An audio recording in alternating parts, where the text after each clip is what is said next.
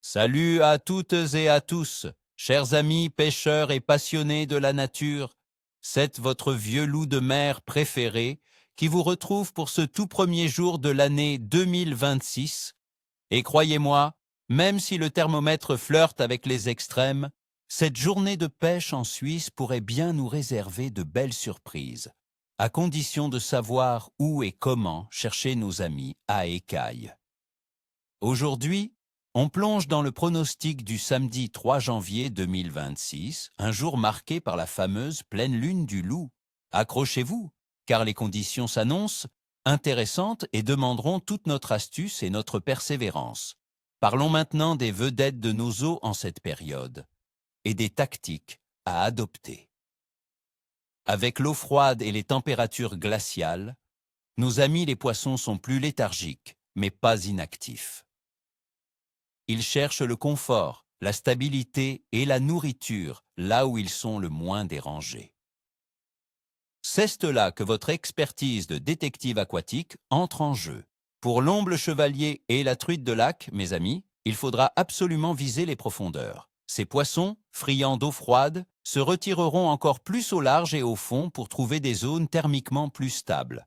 Cherchez-les près des cassures abruptes, des plateaux sous-marins, des pointes rocheuses qui plongent profondément, ou des structures immergées. La technique de la pêche verticale, que ce soit au jigging avec de petits jigs équilibrés de 3 à 7 grammes ou des cuillères ondulantes fines, sera votre meilleur allié. Optez pour des animations ultra lentes, des léchages du fond et des pauses prolongées. Les poissons ne bougeront pas loin pour chasser, alors votre présentation doit être impeccable et leur laisser le temps de décider. Côté couleur, privilégiez le naturel, argent, blanc ou des imitations de petits alevins. Un petit asticot ou un ver de terre, même mort, éché sur un hameçon, peut parfois faire des miracles sur la truite de lac capricieuse, car c'est une proie facile et naturelle.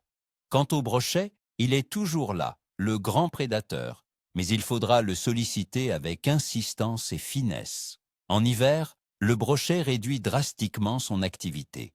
Il sera probablement posté près des herbiers profonds où il trouve abri et camouflage, ou le long des cassures menant aux fosses. Privilégiez les gros leurres souples de 15 à 25 cm, animés très lentement, les swimbaits avec une action minimale, ou même les poissons morts posés sur le fond, voire légèrement décollés. La pêche opposée avec un vif, si autorisé, ou un poisson mort, est souvent redoutablement efficace par ces temps froids.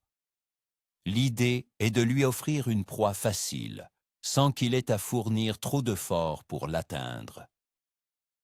Une récupération lente et régulière, avec de longues pauses, sera la clé. La patience sera le maître mot pour notre grand prédateur. Passons aux conditions générales, car elles dictent tout, chers amis.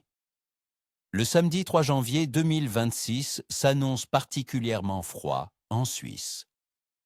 Les températures maximales ne dépasseront pas les -3 à -6 degrés Celsius en journée. Et la nuit, le mercure chutera entre -7 et -14 degrés Celsius. C'est un froid mordant qui nous attend.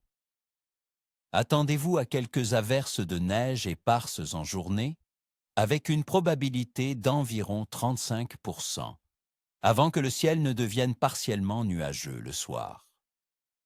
Le vent soufflera modérément du nord-ouest, ce qui accentuera considérablement la sensation de froid en surface. La pression atmosphérique devrait être relativement stable et élevée après ce léger épisode neigeux. Généralement, une pression stable est un bon signe, car elle ne déstabilise pas les poissons, mais le froid intense et la clarté de l'eau en surface les pousseront à chercher refuge dans les zones plus profondes et stables, loin de l'agitation et de la lumière. La température de l'eau dans nos lacs suisses sera également très basse en janvier, se situant autour de 7 à 9 degrés Celsius pour les grands lacs comme le Léman, et encore moins dans les petits plans d'eau d'altitude. Une eau aussi froide signifie un métabolisme ralenti pour nos amis les poissons. Ils se nourrissent moins fréquemment leurs déplacements sont plus lents et ils réagissent avec moins d'agressivité aux stimuli. Cela signifie que vous devrez les trouver précisément et leur présenter la nourriture directement sous le nez. Et la Lune alors?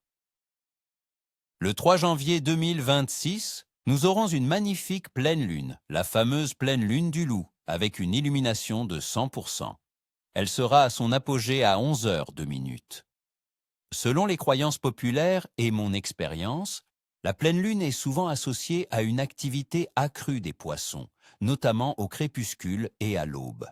Cependant, l'impact du froid intense pourrait tempérer cette influence lunaire, rendant l'activité plus discrète et courte. Il faudra être attentif aux heures de lever et de coucher du soleil, qui sont souvent des périodes d'activité, même en période de pleine lune, surtout si la luminosité naturelle est un facteur. Compte tenu de ces conditions extrêmes, froid intense, eau glaciale, vent du nord-ouest, l'activité générale des poissons sera plutôt capricieuse à faible. Les espèces comme l'omble chevalier, la truite de lac et le brochet seront présentes, mais elles demanderont une approche très technique et beaucoup de patience. Oubliez les frénésies de touches rapides. Concentrez-vous sur des animations lentes, précises et des présentations impeccables en profondeur. C'est le moment de prouver que vous êtes un pêcheur persévérant et malin. Mon verdict pour le 3 janvier 2026 est un quoi faible à capricieux. C'est une journée pour les pêcheurs aguerris, qui aiment le défi et ne craignent pas le froid. Le succès viendra de votre capacité à adapter vos techniques aux conditions hivernales extrêmes et à localiser les poissons dans les zones les plus profondes et protégées. Ce n'est pas une journée pour la quantité, mais potentiellement pour de très belles prises si vous savez où et comment chercher. Voilà, mes amis, mon analyse pour ce samedi 3 janvier 2026. J'espère que ces conseils vous aideront à braver le froid et à faire de belles prises. N'oubliez pas le dicton « Qui ne tente rien n'a rien ». Préparez-vous bien, habillez-vous chaudement et soyez patient. Je vous souhaite ni queue ni tête, comme on dit chez nous. Si cette vidéo vous a plu et que vous avez trouvé ces informations utiles, lâchez un gros pouce bleu, abonnez-vous à la chaîne pour ne rien manquer de nos futurs pronostics et surtout, dites-moi en commentaire, quelles sont vos astuces pour la pêche hivernale? Avez-vous déjà fait de belles prises par grand froid? Partagez vos expériences, j'ai hâte de vous lire.